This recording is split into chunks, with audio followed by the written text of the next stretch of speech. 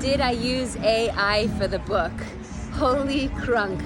This was a humongous crisis that I faced at the end of writing the book. So I wrote the book and I'm ready to submit it to the publisher.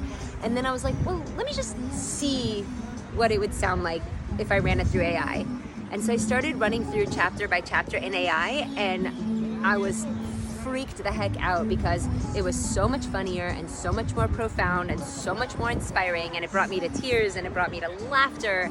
And then I was like, but wait a second, like, but this isn't me.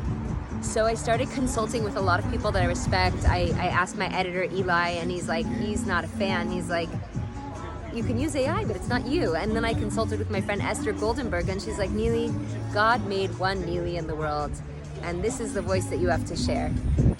And so both of them discouraged me from using it, and it actually took a lot of courage and a lot of bravery not to do it. But the reason that I chose not to use AI was because of the message that it was giving me and having me question about myself of whether I was good enough and whether the book was going to be good enough. You know, they say that kids who went through childhood trauma, which a lot of us did, not blaming my parents or anything, but we all have our fair share of everything. So that those of us who went through childhood trauma, we oscillate between these feelings of feeling like we're too much or feeling like we're not enough.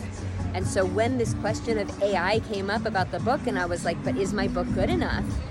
And it's so much better with AI, then I, on principle, decided not to use it, to give myself and my psyche and my brain and my heart the message that what I've worked so hard to produce, I'm going to decide that it's good enough.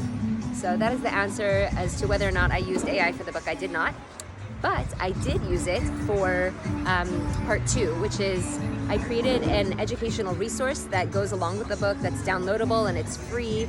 And I really wanted to use this because I come from a family of 6 Jewish educators, and we always want to use the material that we work with to educate. So this will have reflection questions and journal prompts and kids questions and kids activities. And for that, I felt like it wasn't about me bringing my authentic voice, but me bringing the most helpful tool for people to introspect and do the most reflection before the new year and integrate. So for that I did use it, but for the book I did not.